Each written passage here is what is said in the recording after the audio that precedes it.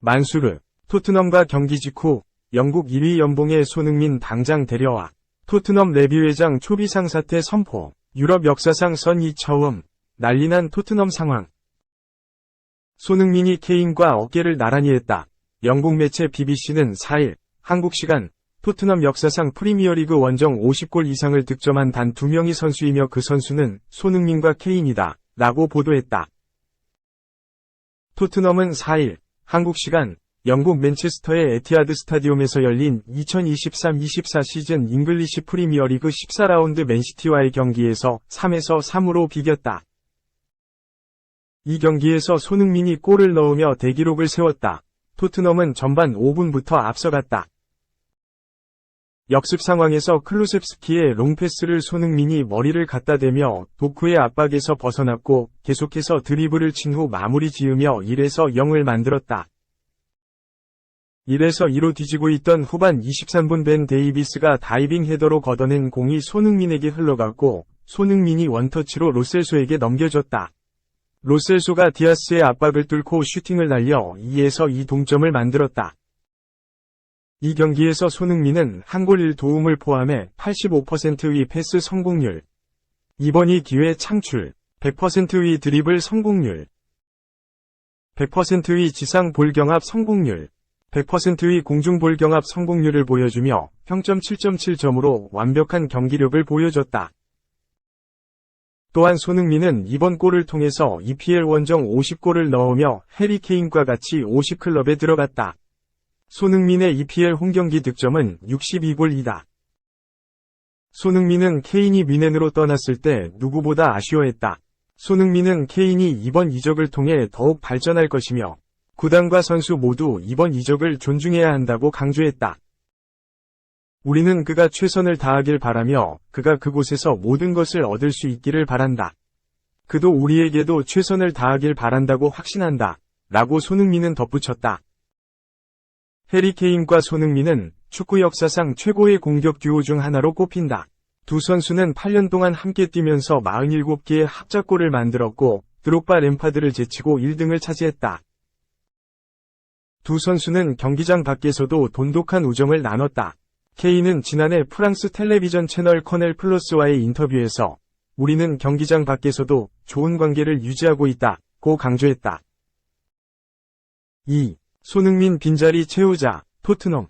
김민재 거절하고 데려온 12매각 준비. 점이 브리그 공격수와 맞교환 고려. 과거 김민재를 대신해 토트넘에 영입됐던 수비수가 손흥민의 1월 빈자리를 채우기 위한 토트넘의 계획에 의해 팀을 떠날 가능성이 커지고 있다. 영국 데일리 익스프레스는 4일 한국 시각 리즈가 1월 겨울 이적 시장을 앞두고 토트넘의 맞교환 기회를 제시했다라고 토트넘의 이적 시장 소식에 주목했다. 토트넘은 이번 겨울 이적 시장에서 바쁜 움직임이 예상된다. 제임스 매디슨과 미키 판더펜, 크리스티안 로메로, 파페 사르 등이 부상과 징계로 결장하는 과정에서 백업 자원의 부재와 경기력 문제를 심각하게 겪으며 해당 선수들이 모두 복귀하더라도 예상치 못한 상황을 대비하기 위해서는 선수 보강이 필요하다. 또한 1월에는 이브 비수마, 파페 사르, 손흥민이 아프리카 네이션스컵과 아시안컵으로 한 달가량 팀을 떠나야 하기에 공격진과 중원 보강은 필수적이다. 가장 시선이 쏠리는 포지션 중 하나는 공격진이다.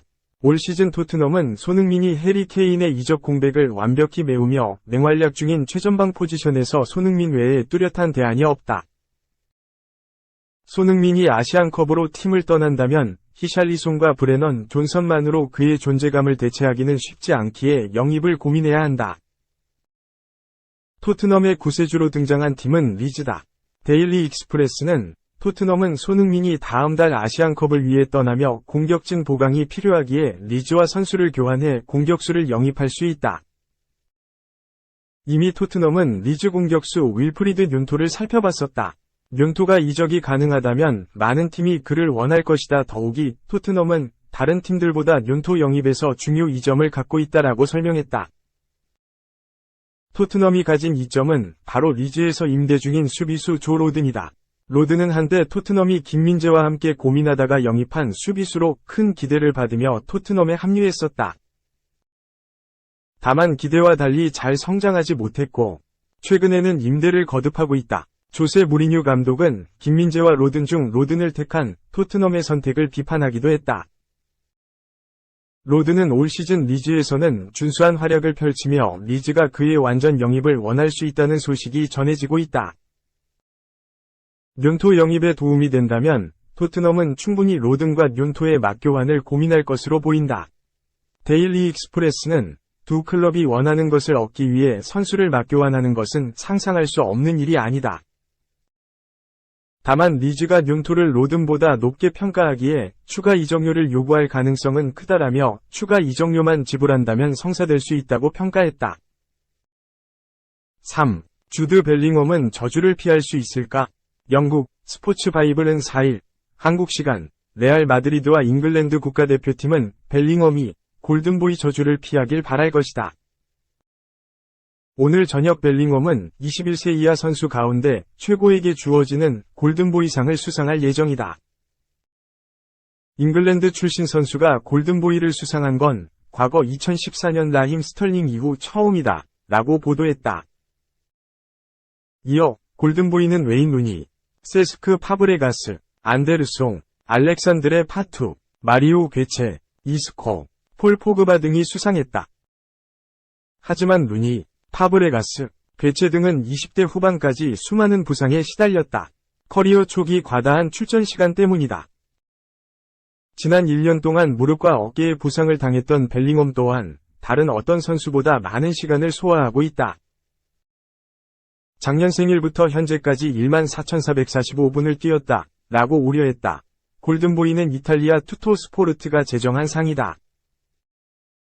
빌트, 독일, 레키프, 프랑스, 마르카, 스페인, 더 타임스, 영국 등 유럽 각국 저명한 매체 기자들이 투표를 통해 유럽 일부 리그에서 뛰는 21세 이하 선수들 중 가장 뛰어난 스타를 뽑는 상이다. 지난 2003년 창설 이후 20년 넘게 이어지고 있는 만큼 지금까지 수상자들 역시 화려하다. 루니, 리오넬 메시, 세르히오 아구에로, 포그바, 음바페, 엘링 홀란 등 한 시대를 주름잡았고 향후 시대를 대표할 선수들이 골든보이 트로피를 거머쥐었다. 그런 골든보이가 벨링엄에게 돌아갔다. 지난 17일 투토스포르트는 올해 골든보이 수상자로 벨링엄을 공식 발표했다. 500점 만점 중 485점이라는 매우 높은 점수를 받았다. 벨링엄은 자말 무시알라, 마티스 텔, 이상 미넨, 사비 시몬스, 벤자민 세스코, 이상 라이프치히, 알레한드로 발데, 바르사 등 쟁쟁한 선수들을 제쳤다. 벨링엄은 버밍엄 시티와 도르트문트, 그리고 현재 레알까지 내 여정과 함께한 모든 분들께 감사하다. 그들이 없었다면 불가능했을 거다. 나는 내 잠재력을 한계까지 밀어붙이고 싶으며 더욱 많은 트로피를 거머쥐고 싶다. 라며 소감을 밝혔다. 시상식이 임박한 가운데 스포츠 바이블은 벨링엄이 어린 시절 과도한 출전으로 부상을 달고 살았던 루니, 파브레가스, 괴체처럼 골든보이 저주에 걸릴 수 있다고 우려했다. 경기 수가 너무나 많아진 지금 선수 보호는 선택이 아닌 필수다. 4. 울산에 남길 잘했어요. 중동거액 거절 후 K리그 1 MVP 탄 김영권. 김영권, 울산 현대은 시즌 도중 중동으로부터 거액의 오퍼를 받았다. 어느덧 선수 생활의 마지막 페이지를 준비하고 있는 시점, 거액의 오퍼는 한 가정의 가장인 김영권을 흔들기에 충분했다. 하지만 김영권은 울산 잔류를 선택했다. 선택의 결과는 달콤했다. 울산의 K리그 1, 2연패, 그리고 MVP 수상으로 돌아왔다. 김영권도 MVP 트로피를 들고 활짝 웃었다.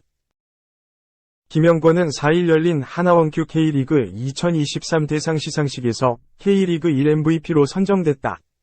감독들로부터 6표, 30%, 주장들로부터 4표, 30%, 미디어로부터 55표, 40%를 받으며 환산 점수 44.13점을 기록. 제카, 포항 스틸러스를 따돌렸다. 2021년 홍정호, 전북현대, 이후 2년 만에 중앙 수비수로서 MVP를 받았다. 앞서 1983년 박성화, 1985년 한문배, 1991년 정용환, 1992년 홍명보, 1997년 김주성을 포함하면 중앙 수비수의 7번째 MVP 수상이다. 김영권은 시상식 후 기자회견에서 사실 최대한 가정적으로 살기 위해 노력하는데 잘 안 된다. 축구를 하다 보니 집에 소홀하게 된다. 집에 신경을 못 쓰니 아내 혼자 해야 할 일이 많아졌다. 면서 힘들어하는 모습을 봤는데 티 한 번 내지 않고 끝까지 나를 위하는 것이 보여서 울컥했던 것 같다. 고 말했다. 이어 아내가 쐐기 아닌 쐐기를 박았다. 내년에 더 잘해야겠네 라고 했다. 더 책임감을 가지게 됐다. 면서 아내 말을 들어야 가정이 평화롭다고 한다. 내년에는 올해 했던 것만큼 더 열심히 해야겠다는 생각이 들었다. 고 덧붙였다. 김영권은 2010년 일본 FC 도쿄에서 프로 생활을 시작했다.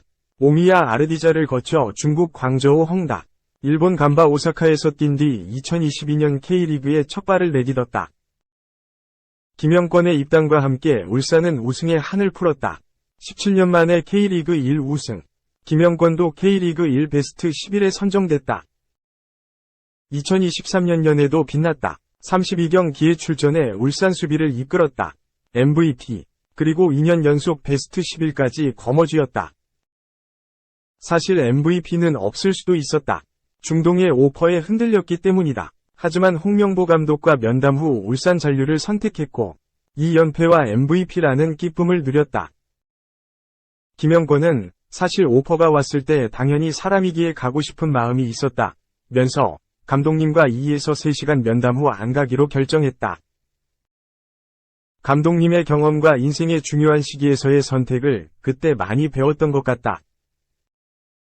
안 간 것은 정말 후회가 없다.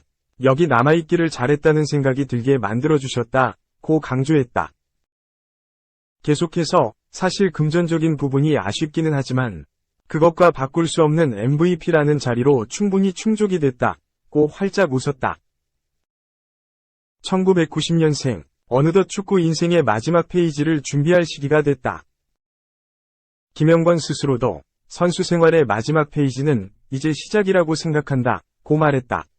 김영권이 팬들에게 남기고 싶은 인상은 진심이었다. 김영권은 가장 중요한 것은 아직 이루지 못한 아시안컵이다. 현 시점 가장 중요한 커리어가 될 것 같다. 울산에서는 아시아 축구연맹 챔피언스리그 우승이라는 큰 목표를 가지고 입단했는데 지난해 아쉽게 조별리그에서 탈락했다. 올해 기회가 남았다. 토너먼트에 진출해 더 높은 곳을 바라볼 수 있도록 하겠다. 면서 항상 하는 말이지만 팬들이 봤을 때 한국 축구에 필요한 존재든 아니는 김영권은 대표팀의 진심이었구나라는 생각이 들었으면 좋겠다. 고 말했다.